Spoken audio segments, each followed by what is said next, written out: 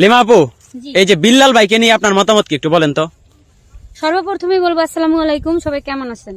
আশা করি ভালো আছেন। আমি আল্লাহর রহমতে অনেক ভালো আছি। বিল্লাল ভাইকে নিয়ে কন্টেন্ট হয়েছে আমার, যে বিল্লাল ভাইকে আমার খুবই ভালো লাগে। আর সবচেয়ে মজার বিষয় হচ্ছে তার যেই কন্টেন্ট গুলো ভাই অমায়িক, অসাধারণ কন্টেন্ট। আর এই 3 মাসে সে কত লাখ যেন 40 লাখ টাকা ইনকাম করছে ভাই, 40 লাখ। আর তার কন্টেন্টের ভিতরে অনেক শিক্ষণীয় অনেক কিছু ভাই। আমি সারাক্ষণ তাকে ফলো করি, সারাক্ষণ তার ভিডিও আমি সব সময় দেখি, অনেক ভালো লাগে। এখন এই যে অনেক ভালো মানুষ। আমরা দেখতেছি যে সবাই মোটামুটি কন্টেন্ট ক্রিয়েশনের পিছনে দৌড়াদৌড়ি করতেছে, এই বিষয়টাকে আপনি কিভাবে দেখছেন? এই বিষয়ে আমি আসলে ভালোভাবে দেখি, কারণ আমার এগুলো আমার পছন্দ। আমার দিক থেকে আমার অনেক ভালো লাগে কন্টেন্ট ক্রিয়েটরদের, ইউটিউবারদের, তবে সবাই কাজ করে, এটা নিয়ে গর্ব করা উচিত যে বসে নাই কেউ, সবাই কাজ নিয়ে ব্যস্ত। সবাইকে ভালোবাসা উচিত, সাপোর্ট করা উচিত, পাশে থাকা উচিত।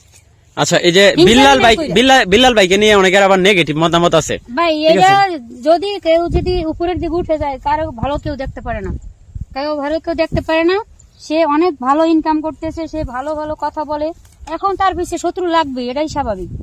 বিল্লাল হয়তো খারাপ কিছু বলে না, সে ইনকাম করতেছে, কথা বলতেছে, এখন তার পিছনে লাগবে, আমার পিছনে লাগছে। আমি যখন ভাইরাল, বিল্লাল ভাই ভালো একটা গুণ বলেন তো শুনি। বিল্লাল ভাই ভালো গুণ, সে ভালো ভালো কন্টেন্ট তৈরি করে, ভালো ভালো মেসেজ দেয় এবং তার ইনকাম ভালো। আমি মনে করি তাকে ফলো করা উচিত, তার ওইগুলা মানে আমাদের প্রশংসা করা উচিত। আচ্ছা, বিল্লাল ভাইয়ের কিছু ভালো দিক আছে, কিছু খারাপ দিক আছে, আপনি ভালো দিকগুলো বলবেন, খারাপ দিকগুলো বলবেন, দেখি তো আপনি কেমন তার ফ্যান। আমি সবার আগে তার ভালো দিকটাই বলবো। তার ভালো দিক হচ্ছে সে কিছুদিন আগে থরসাক বিল্লাল ভাই কিছুদিন আগে সে চট্টগ্রাম গিয়ে একটা ছেলেকে 18,500 টাকা দিছে, চট্টগ্রাম গিয়ে। ওটা খুব ভালো, এটা হচ্ছে তার ভালো দিক। আর খারাপ দিক আমি দেখি না ভাইয়া, আমি কোনো খারাপ দিক তার দেখি না। আমি কি বলবো তার বিষয়, খারাপ কোনো বিষয় নাই তার। মানে তার মধ্যে এখনো এই যে অহংকার, কন্টেন্ট ক্রিয়েটর হিসেবে 44 লাখ টাকা ইনকাম করছে। না, এই 44 লাখ টাকা সে ইনকাম করে, ওই হিসেবে তার ভিতরে কোনো অহংকার নাই। এখন আপনি তার প্রশংসা কেন করেন? তার সাক্ষাৎ পাওয়ার জন্য এরকম কোনো কিছু বিষয় আছে কিনা?